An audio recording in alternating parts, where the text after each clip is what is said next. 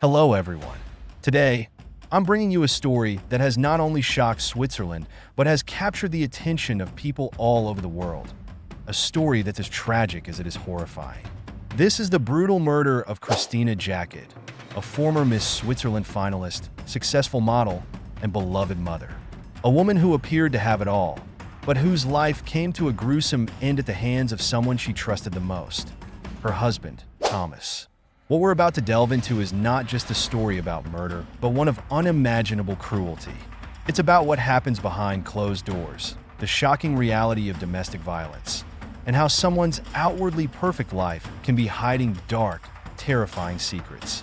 Christina's story is one that will leave you questioning how something like this could happen, and why it wasn't stopped sooner. This is a case that raises important issues about justice, domestic violence, and the aftermath of such a horrifying crime on a family, especially the couple's two daughters who now face a life without their mother. Stay with me as we break down every disturbing detail of this case, from the murder itself to the dismemberment and to the ongoing legal battle that seeks justice for Christina. Before we dive into the events that led to Christina's tragic death, let's first take a moment to understand who she was. Christina Jaccard was more than just a beauty pageant contestant. She was a finalist in the Miss Switzerland competition, a well-known model in her country, and a respected figure in the fashion industry. After her modeling career, she became a coach and mentor, running her business called Catwalk Coach, where she helped aspiring models and professionals develop their skills and confidence. But Christina wasn't just known for her work. She was a loving mother to two daughters and was married to Thomas Jaccard. To the outside world, they seemed like the perfect family, living in a quiet and affluent area of Binningen, near Basel in Switzerland. Yet, behind the facade of a picturesque family, there was an escalating nightmare. Switzerland, despite its reputation as a safe and wealthy country, has been grappling with a growing problem of domestic violence. According to the Swiss Federal Statistical Office, in 2022 alone, there were over 19,000 reported cases of domestic violence. Christina's case is part of a grim reality that too many women face around the world. Let's fast forward to February 13th, 2023. That was the day when police were called to Christina and Thomas's home in Binningen.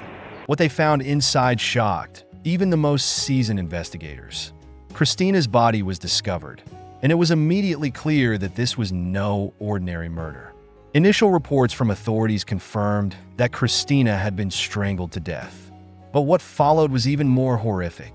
Her body had been dismembered, and according to forensic reports, parts of her were blended and chemically dissolved in an attempt to erase all evidence of the crime.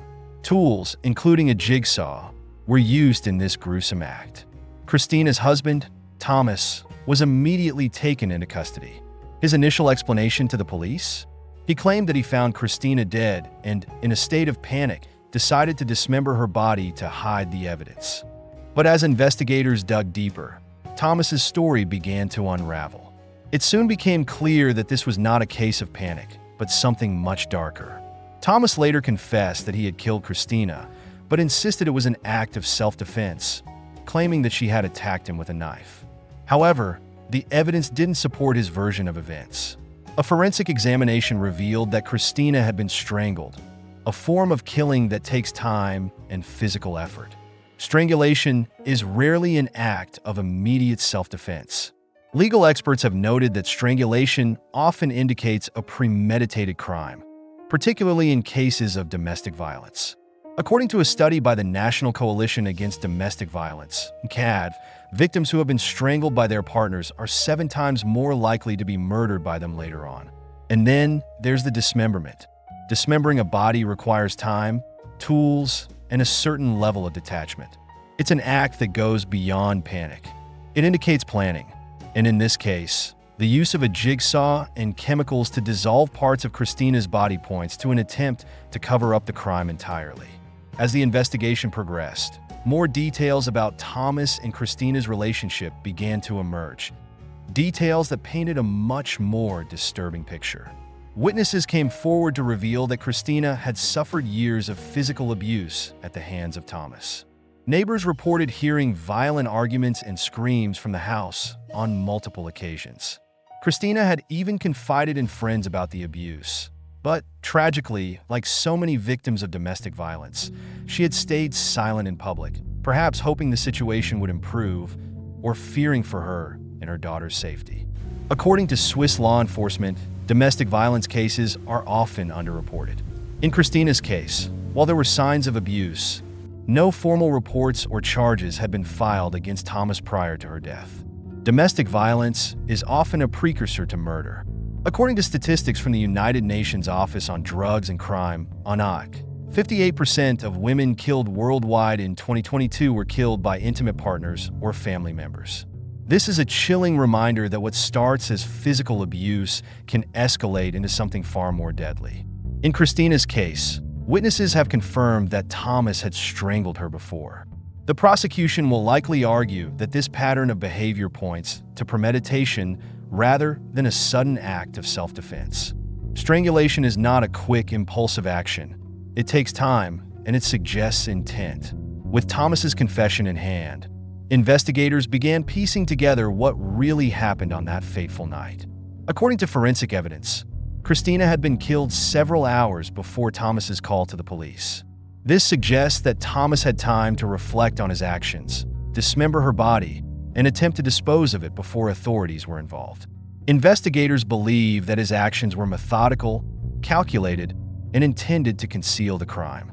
Legal analyst Jennifer Roman stated in an interview with Swiss media, "The fact that Thomas took the time to dismember the body, grind parts of it, and attempt to dissolve it chemically speaks to his consciousness of guilt.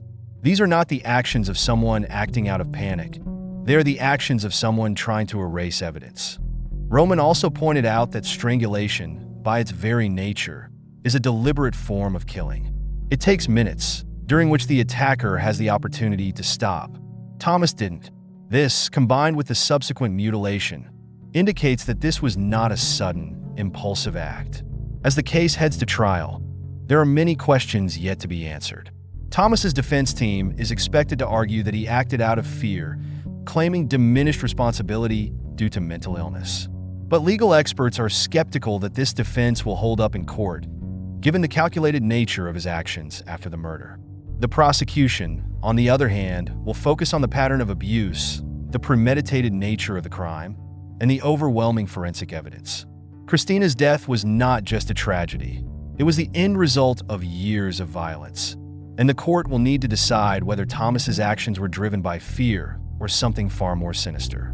While the trial will seek justice for Christina, the impact of her death goes far beyond the courtroom. Her two daughters are now left without a mother, and their father stands accused of her murder. They will be forever scarred by this tragedy. Moreover, this case has reignited conversations about domestic violence in Switzerland and beyond. Christina's story is a stark reminder that even in seemingly perfect families, horrifying abuse can be lurking beneath the surface. The public's response has been one of outrage, sadness, and a renewed call for better support systems for victims of domestic violence. If you or someone you know is experiencing domestic violence, it's important to reach out for help. No one should have to endure the kind of pain and fear that Christina did. Her story, while tragic, can serve as a powerful reminder that we must all do more to prevent domestic violence and to support those who are trapped in abusive relationships. If this video resonated with you, or if you believe in the importance of raising awareness about domestic violence, please consider sharing it with others. Let Christina's story be a reminder that the signs of abuse should never be ignored, and that justice must be pursued for those whose lives are tragically cut short. Finally, if you haven't already, subscribe to our channel for more important discussions about true crime, justice, and the hidden stories behind the headlines. We'd love to hear your thoughts. What can be done to prevent domestic violence from reaching such tragic ends? Let us know in the comments below. Thank you for watching, and let's continue the fight for justice together.